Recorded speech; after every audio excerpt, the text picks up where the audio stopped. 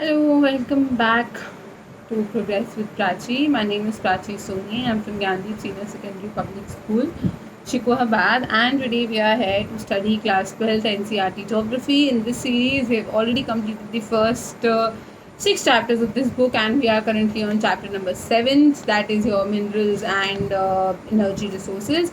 In this chapter as well, we have completed the some part of this chapter in two previous videos, and today is the part 3. So today we will be talking about certain energy resources which includes coal, petroleum, natural gas. In the last class we talked about metallic resources, non-metallic resources, ferrous minerals and all these things. Today we would be specifically talking about the energy resources. Mineral fuels are essential for generation of powers. हम सबको पता है कि जो mineral fuels हैं, जो fuels होते हैं, वो हमारी पावर जनरेशन के लिए बहुत ज़रूरी होते हैं. Agriculture, industry, transport, other sectors of economy, सभी, चाहे कुछ भी हो, आपका एग्रीकल्चर हो, इंडस्ट्री हो, ट्रांसपोर्ट हो, कोई भी सेक्टर ऑफ इकोनॉमी क्यों ना हो, मिनरल की डिमांड हमारे लिए काफ़ी ज़्यादा ज़रूरी होती है. मिनरल फ्यूल्स कौन से आपके कोल है, पेट्रोलियम हो गया, नेचुरल गैस हो गया, जिनको हम फॉसिल फ्यूल्स भी बोलते हैं, ये आपके मिनरल रिसोर्सेज होते हैं. Nuclear energy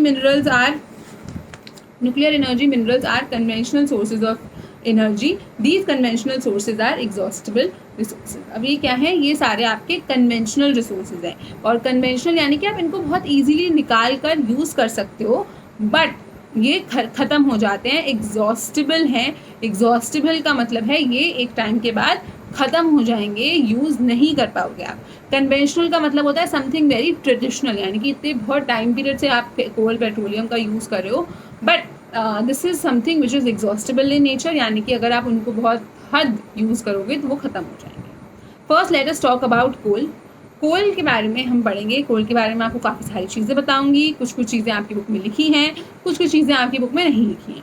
so if you want to make a note out of it, you can make, और अदरवाइज आप अपनी इन्फॉर्मेशन के लिए सिर्फ सुन सकते हैं, और आपकी बुक में जितना दिया है आप उतने पे फोकस कर सकते हैं. सो कोल एक इम्पॉर्टेंट मिनरल है. पहले मैं आपका बता रही हूँ, उसके बाद मैं आपको एक्स्ट्रा इन्फॉर्मेशन दूंगी. तो कोल एक इम्पॉर्टेंट मिनरल है जो कि मेनली थर्मल पावर जनरेट करने के काम आता है. आपको थर्मल पावर वगैरह जो जनरेशन होती है उसके लिए आपको कोल यूज़ होता है. And sometimes and smelting of iron ore यानी कि आयरन ओर, लोहा निकालते हैं जब हम आयरन ओर में से जब आपको आयरन अपने काम का निकालना होता है, उसके लिए, उसको हीट करने के लिए भी आप कोल को यूज़ करते हो. तो थर्मल पावर के लिए और आयरन ओर के लिए. कोल जो है वो आपका मेनली दो जियोलॉजिकल एजेस. अभी जियोलॉजिकल एजेस क्या है? अर्थ इंडिया के बनने के समय, टाइम पीरियड को हम जियोलॉजिकल एज बोलते हैं. इसमें से दो जियोलॉजिकल एजेस में से आपकी कोल अकर हुआ था, नेमली गोंडवाना और टर्शरी डिपॉजिट्स. कौन से? गोंडवाना और टर्शरी डिपॉजिट्स. अबाउट 80% जो आपका कोल डिपॉजिट्स है इंडिया में, ये बिटुमिनस टाइप का है. बिटुमिनस टाइप का क्या होता है अभी ये मैं आपको बाद में बताऊँगी. And it's of non coking grade. तो हमारा 80% जो कोल है वो बिटुमिनस टाइप का है. तो जो हमारे जो कोल होता है ना, उसके कुछ टाइप्स होते हैं. 4 तरह का होता है. जब कोल बनना शुरू होता है तो वो पीट होता है, फिर वो लिग्नाइट होता है, फिर वो बिटुमिनस होता है, एंथ्रासाइट होता है, इस तरीके से. तो जो हमारा मेनली है वो बिटुमिनस टाइप का है. द मोस्ट इम्पॉर्टेंट गोंडवाना कोल, जो कोल फील्ड्स हैं इंडिया में, ये आपकी दामोदर वैली. दामोदर क्या है? दामोदर एक नदी है जो कि हुगली, गंगा की जो डिस्ट्रीब्यूटरी है हुगली, उससे आके दामोदर रिवर मिल जाती है. इसकी जो वैली है, यानी कि नदी के आसपास का एरिया, वहाँ पे हमको कोल्स की काफ़ी डिपॉजिट मिलती है. वो आपका हो गया झारखंड में. करीब 80 to 71% जो हमारी ऑयल प्रोडक्शन, कोल का प्रोडक्शन है, वो आपका झारखंड में होता है. झारखंड बंगाल का कोल बेल्ट में. And the important coal field इस जगह में कुछ इम्पॉर्टेंट कोल फील्ड, यानी कि कुछ इलाके जहाँ पे बहुत कोल मिलता है, वो कौन से हैं? Raniganj, Jharia, Bokaro, Giridih, Karanpura. I am repeating, this is very important. Raniganj, Jharia, Bokaro, Giridih और Karanpura. Jharia largest coal field है, फॉलोड बाय रानीगंज. तो आपसे अगर एमसीक्यूज में पूछा जाता है which one is the largest coal field, then it is your Jharia. Jharia के बाद सेकेंड नंबर पे आती है आपकी Raniganj. The other river valleys associated, जो और भी रिवर वैलीज जहाँ पे आपको, जिनकी वैलीज में कोल मिल जाता है, वो कौन सी हैं? गोदावरी, महानदी, सोन और सोन.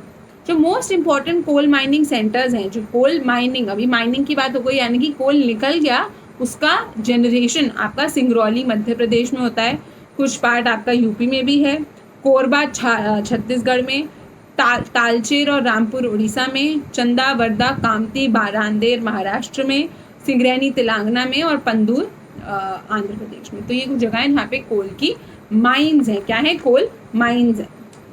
टर्शरी कोल जो है ये आपको असम में मिलता है, अरुणाचल प्रदेश में मिलता है, मेघालय में मिलता है, नागालैंड में मिलता है।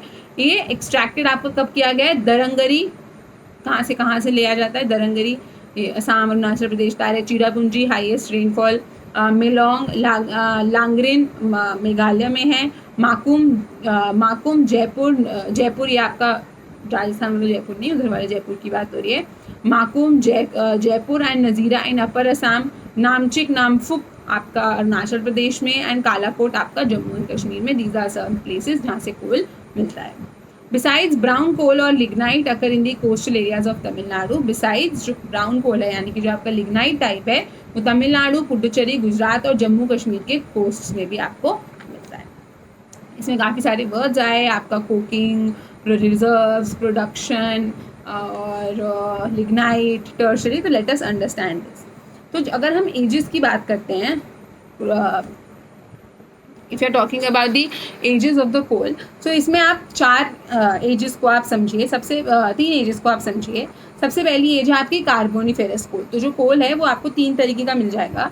एक होगा आपका कार्बोनिफेरस कोल, दूसरा होगा आपका गोंडवाना कोल और तीसरा होगा आपका टर्शरी कोल। ये अलग अलग टाइम पीरियड में बने। सबसे पहले बना है कार्बोनिफेरस जो कि आपका करीब 350 मिलियन ईयर्स अगो पहले बना था। फिर गोंडवाना कोल बना है जो आपका 150 मिलियन ईयर्स अगो बना था। और फिर टर्शरी कोल बना है जो आपका करीब 75 to 50 मिलियन ईयर्स अगो बना होगा। ये जो कार्बोनिफेरस कोल है ये सबसे टॉप, जितना पुराना कोल उतना अच्छा। तो ये सबसे टॉप क्वालिटी का कोल है आपका। और गोंडवाना कोल थोड़ा यंग कोल है और टर्शरी कोल आपका काफ़ी ज़्यादा एकदम ही बच्चा है अभी। सबसे पहले तो कोल्स की टाइप समझते हैं। टाइप कैसे समझेंगे? पहले हम फॉर्मेशन समझते हैं। क्या होता है ना, आप एक ज़मीन थी, एक बिल्डिंग कहाँ गई हमारी, मान लो दिस इज़ योर बिल्डिंग, ठीक है, ये आपकी बिल्डिंग है। बिल्डिंग में क्या हुआ, नहीं बिल्डिंग नहीं, ज़मीन मान लेते हैं नॉर्मल। हाँ, तो नॉर्मल ज़मीन मान लेते हैं। और इस नॉर्मल ज़मीन में इस नॉर्मल ज़मीन में क्या हुआ ना, यहाँ पे पेड़ पौधे लगे हुए थे। इस पे बहुत सारे पेड़ पौधे, हरा भरा जंगल था, काफ़ी अच्छा था। फिर क्या हुआ ना, धीरे धीरे करके हवा वगैरह वजह से ये जो एरिया था ये कवर हो गया। ये क्या हो गया? ये आपका कवर हो गया। एक बाहरी, मान लो दिस इज़ हैवी, एक भारी चीज़, भारी एरिया इसके ऊपर आ गया। धीरे धीरे प्रेशर पड़ता गया, ये और भारी होता गया, प्रेशर पड़ता गया, जिसकी वजह से क्या होगा ना, यहाँ पे जो पेड़ पौधे थे वो कंप्रेस होने लग जाते हैं। क्या होने लग जाते हैं? कंप्रेस, यानी कि दबने लग जाते हैं। इस कंप्रेशन की वजह से आपका कोल बनना शुरू होता है। अभी तो क्या था, यहाँ पे आपका वो था, पेड़ पौधे थे। यहीं पे अगर पानी होगा, वाटर बॉडी होगी, तो पेट्रोल बन जाएगा। सो इसी तरीके से ये जब प्रेशर पड़ता है तो वैसे वैसे आपका कोल की फॉर्मेशन होना शुरू होती है। मान लो बहुत कम प्रेशर पड़ता है, अभी बस कोल बना ही है, अभी थोड़े टाइम पहले की बात है, तो उसको हम पीट बोलते हैं। PEAT, पीट बोलते हैं। इसमें 30% कोल होता है बस। इतना सारा अमाउंट में, लार्ज अमाउंट में सिर्फ 30% कोल आपको मिलेगा। उसके बाद जो अगली स्टेज होती है कोल की, वो होती है लिग्नाइट। इस लिग्नाइट में आपको 50% कोल मिल जाएगा। इसको हम ब्राउन कोल भी बोलते हैं। क्या बोलते हैं? ब्राउन कोल भी बोलते हैं। और पीट को हम सॉफ्ट कोल भी बोलते हैं। नेक्स्ट होता है आपका बिटुमिनस टाइप का कोल, जिसमें आपको 70% कोल की अमाउंट मिलती है। हाईली वॉलेटाइल होता है, मतलब आप इसको बहुत अच्छे से यूज़र जलाओगे तो अच्छे से पूरा का पूरा जल जाता है, कम एशेज निकलती है, मॉइस्चर कंटेंट इसमें ज़्यादा होता है। एंथ्रासाइट उसके बाद और आपका वो सबसे बेस्ट हो गया, जिसमें करीब 80 to 90% आपको कोल मिलेगा। इसको हम हार्ड कोल भी बोलते हैं। ये जलाने वाले कोल यही होते हैं। इसके बाद जो ग्रेफाइट हो जाता है आपका, ये इसमें 90 to 99% कोल होता है ये, पर ये जनरली हम बर्निंग के लिए यूज़ नहीं करते हैं। और फिर 100 डायमंड जो है, डायमंड आपका 100% कोल है। कोल जब पूरी तरीके से क्रिस्टलाइज हो जाता है तो उसको हम डायमंड बोलते हैं। तो इसी में जो कार्बोनिफेरस में कोल बना था वो आज की डेट में आपका एंथ्रोसाइट वाला कोल है। जो गोंडवाना में बना था वो आपके आज की डेट में आपका बिटुमिनस कोल है। और जो टर्शरी में बना है वो आपकी आज की डेट में आपका लिग्नाइट और पीट कोल है। तो मेजरली इंडिया में बिटुमिनस कोल मिलता है which is also of a very high quality, अच्छा है। कार्बोनीफेरस कोल भी है हमारी कंट्री में, बट हम उसको अभी एक्सट्रैक्ट नहीं कर पा रहे हैं। तो अंडरग्राउंड कुछ ये आपका, हाँ, तो जो मैंने आपको प्रोसेस बता रही थी, फॉरेस्ट होते हैं, फॉरेस्ट धीरे धीरे प्रेशर की वजह से स्वैम्स, दलदली इलाके में बदल जाते हैं। ये जो स्वैम्स होते हैं इसमें लेयर बन जाती है डेड प्लांट्स की और एनिमल्स की, धीरे धीरे करके ये लेयर बढ़ती जाती है। हीट की वजह से, प्रेशर की वजह से, फिजिकल और केमिकल चेंजेस की वजह से जो ऑक्सीजन होती है वो इसमें से बाहर निकल जाती है और सिर्फ कार्बन कार्बन रह जाता है। कार्बन डाइऑक्साइड ही तो प्लांट्स क्या छोड़ते हैं, कार्बन डाइऑक्साइड छोड़ते हैं। ऑक्सीजन रिलीज हो जाती है, सिर्फ कार्बन का कंपाउंड रह जाता है, और जितना ज़्यादा कार्बन कंपाउंड इंक्रीज होता जाता है उतनी ज़्यादा कोल की क्वांटिटी बढ़ती जाती है। इस तरीके से आपका कोल फॉर्मेशन होता है। फिर जब हम कुछ जगहों की बात कर रहे थे, तो इसमें आपकी रिजर्व्स और प्रोडक्शन में डिफरेंस मैंने पहले भी बताया है। रिजर्व्स क्या होती है, मेरे पास 20 किलो गोल्ड है, पर वो 20 किलो गोल्ड में सारा का सारा आपको बेच नहीं रही हूँ, या आप सारा का सारा खरीद नहीं सकते हो वो गोल्ड। तो रिजर्व्स का होना मतलब आपके पास कितना है, और प्रोडक्शन का होना मतलब आप कितना प्रोड्यूस कर रहे हो। तो कोल के केस में हाईएस्ट रिजर्व्स झारखंड के पास है, फिर उड़ीसा के पास है, फिर छत्तीसगढ़ के पास है। और प्रोडक्शन के केस में छत्तीसगढ़ सबसे ज़्यादा प्रोडक्शन करता है, फिर झारखंड करता है, और फिर उड़ीसा करती है। तो ये आपकी प्रोडक्शन और रिजर्व्स की डिफरेंस था। तीसरी चीज़ हमने देखा कि किस तरीके से जो हमारा ये जो पत्थर की लेयर है ये नीचे जाती जाती है, जिसकी वजह से एक टाइम बाद कोल की फॉर्मेशन हो जाती है।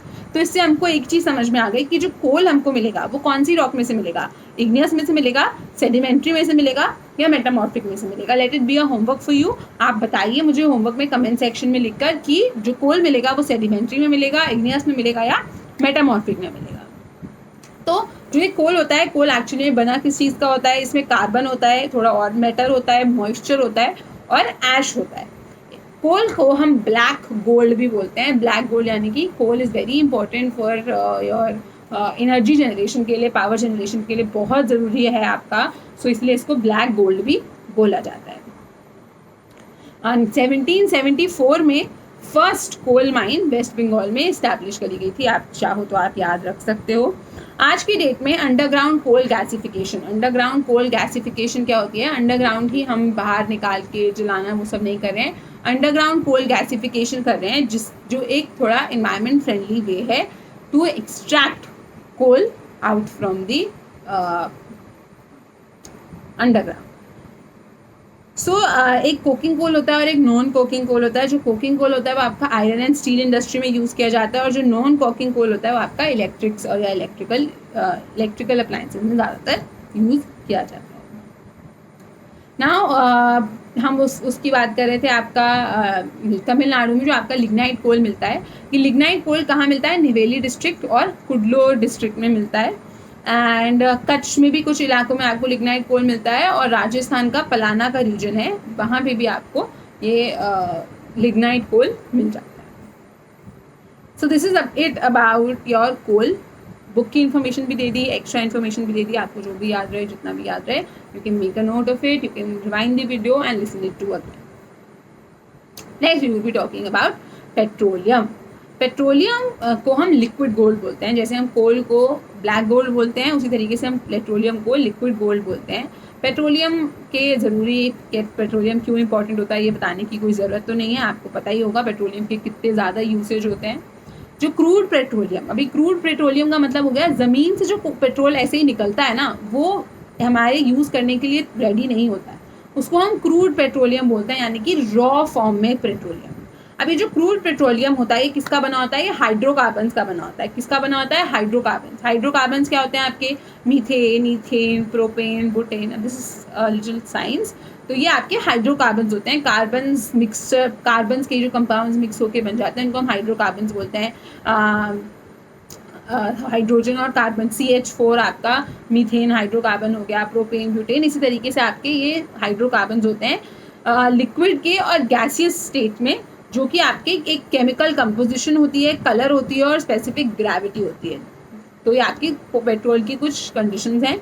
Hydrocarbons of liquids and gaseous states, composition होगी, एक कलर होगा और एक स्पेसिफिक ग्रेविटी होगी। ये एक बहुत इसेंशियल, बहुत ज़रूरी सोर्स ऑफ एनर्जी है हर इंटरनल कंबशन के लिए। इंटरनल कंबशन यानी कि जो अंदर ही, जैसे आप पेट्रोलियम गाड़ी में इंटरनल कंबशन कर, आपकी गाड़ी के ऊपर तो आपकी गाड़ी का इंजन लगा नहीं है ना, इंटरनल कंबशन हो, चाहे ऑटोमोबाइल्स हो, रेलवेज हो, एयरक्राफ्ट हो, हर चीज़ में हमको पेट्रोल की ज़रूरत है। जिस दिन हमने पानी को यूज़ करके एनर्जी जनरेट करना शुरू कर दिया, मतलब गाड़ी में पानी भरना शुरू कर दिया, उस दिन पानी भी नमक वाला पानी, साफ पानी नहीं, नमक वाला पानी भरना शुरू कर दिया, उस दिन हमारी दुनिया से आधी दिक्कतें ख़त्म हो जाएंगी। It is numerous by products, it's numerous by products, यानी कि इसके जो बाय प्रोडक्ट्स हैं। बाय प्रोडक्ट्स क्या होता है ना, जब मान लो ये पेट्रोल निकला, अब ये एज इट इज़ मैं पेट्रोल यूज़ नहीं कर सकती हूँ, मुझे अगर अपनी गाड़ी में डालना है, मुझे इसको प्योरीफिकेशन करनी होती है, साफ़ सफाई करानी होती है, पेट्रोलियम के रिफाइनरीज, ऑयल रिफाइनरी होती है, वहाँ पे भेजना होता है, तो इसमें से बाय प्रोडक्ट्स निकलते हैं। बाय प्रोडक्ट्स क्या होते हैं, आपने कभी वैसलीन लगाई है सर्दियों में, मम्मी आके हाथों में पैरों में लगा देती थी, तो वैसलीन वो पेट्रोलियम जेली, आपने सुना होगा अगर एड्स वगैरह में देखा है, तो वैसलीन पेट्रोलियम जेली पेट्रोल का ही एक बाय प्रोडक्ट है। जब उसमें से पेट्रोल एक्सट्रैक्ट हो जाता है, गैस एक्सट्रैक्ट हो जाती है, उसके बाद कुछ वैक्स जैसा मटेरियल बचता है जो आपका पेट्रोलियम जेली कहलाता है, जिसको हम वैसलीन भी बोलते हैं। जो बाय प्रोडक्ट्स हैं are processed in petrochemical industries यानी कि वो इंडस्ट्रीज जो पेट्रोलियम के साथ वर्क करती हैं, वहाँ पे ये प्रोसेस किए जाते हैं, जैसे कि आपके फर्टिलाइजर्स हो गए, सिंथेटिक रबर्स हो गए, फाइबर्स, आपका नायलॉन वगैरह, ये आपका पेट्रोल के बाय प्रोडक्ट से ही बनता है। मेडिसिन हो गई, वैसलीन, लुब्रिकेंट्स, वैक्स, जो आप सोप यूज़ करते हो, कॉस्मेटिक, इन सब चीज़ों में पेट्रोलियम के बाय प्रोडक्ट्स को यूज़ किया जाता है। पेट्रोलियम को हम लिक्विड कोल भी बोलते हैं, क्योंकि इसकी स्कार्सिटी यानी कि इसकी कमी की वजह से, और डाइवर्सिफाइड यूज़ यानी कि इतने सारे काम हैं, यूज़ हैं, पर अवेलेबिलिटी कम है। आप याद करो, हमने फर्स्ट क्लास में पढ़ा था कि किस तरीके से हर मिनरल की कुछ कंडीशंस हैं, जिसकी क्वालिटी ज़्यादा है उसकी क्वांटिटी कम है, जिसकी क्वांटिटी ज़्यादा है उसकी क्वालिटी अच्छी नहीं है। सो क्रूड पेट्रोलियम, वही रॉ मटेरियल वाला पेट्रोलियम, ये भी आपका सेडिमेंट्री रॉक्स में अकर करता है ऑफ टर्शरी पीरियड समझ में आया, कार्बोनिफेरस, गोंडवाना, टर्शरी बाद में आया, उस टाइम पे आपका पेट्रोल बना। तो अगर आपसे क्वेश्चन पूछा जाता है कोल बनने में ज़्यादा टाइम लगता है या पेट्रोल बनने में, तो कोल बनने में ज़्यादा टाइम लगता है, पेट्रोल बनने में कम टाइम लगता है। कम का मतलब है नहीं कि 2 साल में बन जाएगा, कम का मतलब 50 मिलियन साल लगते हैं, कोल बनने में 100-150 मिलियन साल लगते हैं। Oil exploration are produced and production was systematically taken up, जो हमारी कंट्री में ऑयल का प्रोडक्शन और उसका कंजम्पशन आपका सिस्टमैटिकली यूज़ करना, एक्सप्लोर करना कि कहाँ से मिल सकता है, कहाँ से नहीं मिल सकता है, ये आपका ONGC करती है, oil and natural gas commission, जो कि 1956 में सेटअप करी गई थी।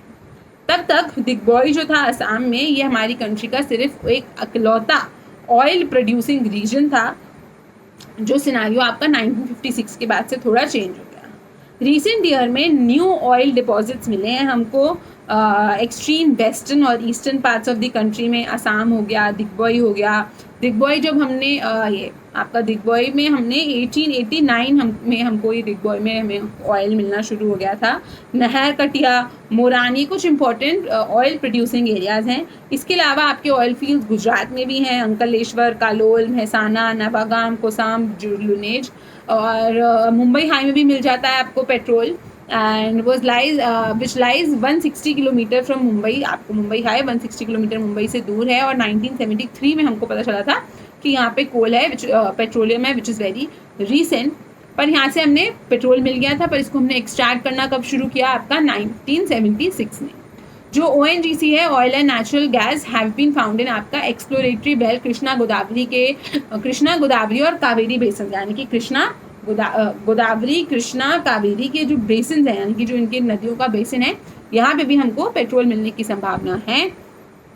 जो वेल्स वगैरह में से, यानी कि जो गड्ढों में से पेट्रोल निकाला जाता है, क्रूड ऑयल निकाला जाता है, इसमें बहुत सारी इम्प्योरिटीज़ होती हैं, यानी कि मैंने बताया ना बहुत सारी गंदगी होती है, उसको आप डायरेक्टली यूज़ नहीं कर सकते हो, उसको रिफ़ाइन करना पड़ता है। और इसीलिए इंडिया में 2 तरीके की रिफाइनरीज होती हैं। एक होती है फील्ड बेस्ड रिफाइनरी, यानी कि यहाँ पे ऑयल फील्ड है, यहाँ से ऑयल मिल रहा है, मैंने अपनी रिफाइनरी यहीं पे सेट कर दी कि ऑयल लो और काम करो। और फिर होती है आपकी मार्केट बेस्ड रिफाइनरी। अभी क्या है, दिग्बॉय में ऑयल मिल रहा है, दिग्बॉय में आपने फैक्ट्री सेटअप कर ली, बट दिग्बॉय असम, साउथ इंडिया के लिए कितना दूर पड़ जाएगा, वहाँ पे जाके ऑयल लेकर आना, तो इसलिए कुछ मार्केट बेस्ड रिफाइनरीज भी होते हैं, यानी कि जो सेंट्रल, आपने अगर देखा हो तो मथुरा में एक रिफाइनरी है, ऑयल रिफाइनरी, इस तरीके से बहुत सारी अलग अलग जगह पे हैं ये ऑयल रिफाइनरीज, मथुरा, पानीपत, बीना, मुंबई, मैंगलुरु, कोच्चि।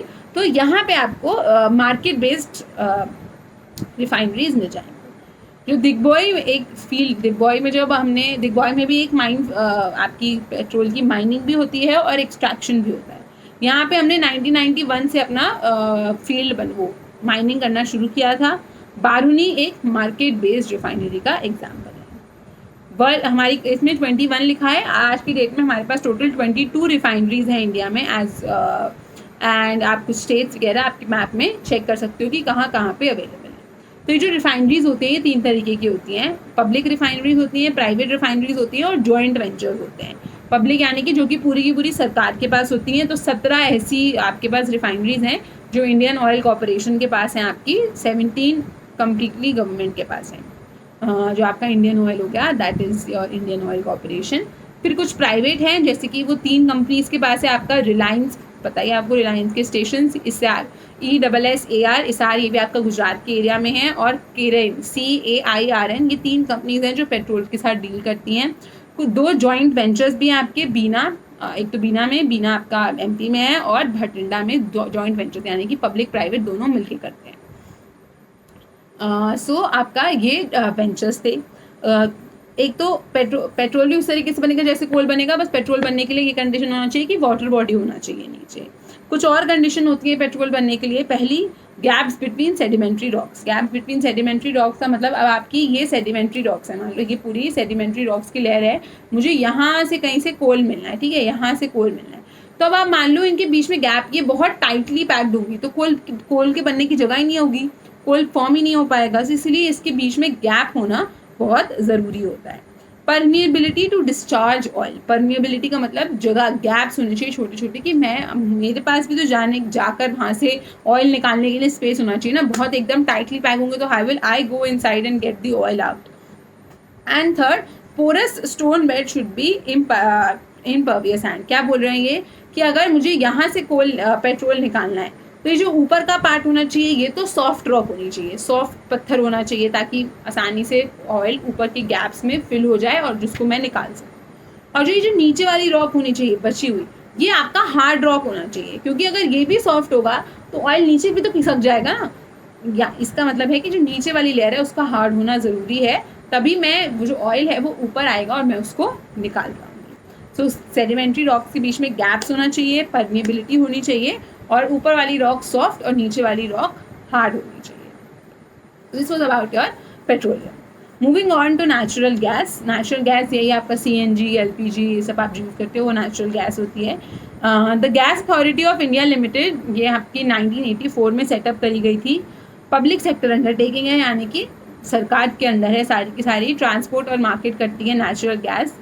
ये ऑयल के साथ ही, मान लो यहाँ से मुझे ऑयल मिल रहा है, इसी के ऊपर का जो एक खाली एरिया होता है यहाँ से मुझे गैस भी मिल जाती है, यही वाली।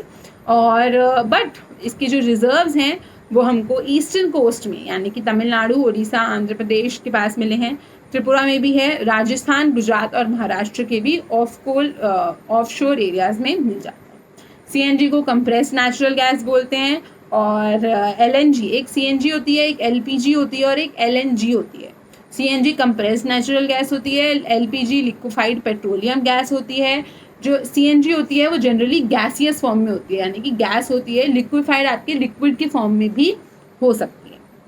इन दोनों के बीच में काफ़ी सारे डिफरेंसेस होते हैं, आप देख सकते हो। एक LNG भी होती है, लिक्विफाइड नेचुरल गैस, इसकी अभी बहुत ज़्यादा एक्सप्लोरेशन नहीं हुई है, ये इंडिया में बस 5 ही जगह पे आपकी निकाली जाती है। So that's it for today. हमने आज काफ़ी कुछ पढ़ा कोल के बारे में, पेट्रोल के बारे में, नेचुरल गैस के बारे में। So if you have any doubts please feel free to ask in the comment section, और you can message me on Telegram. My channel is progress with Prachi, and if you like the session, do hit the like button, leave your comments, compliments and suggestions in the comment box. Thank you and have a nice day.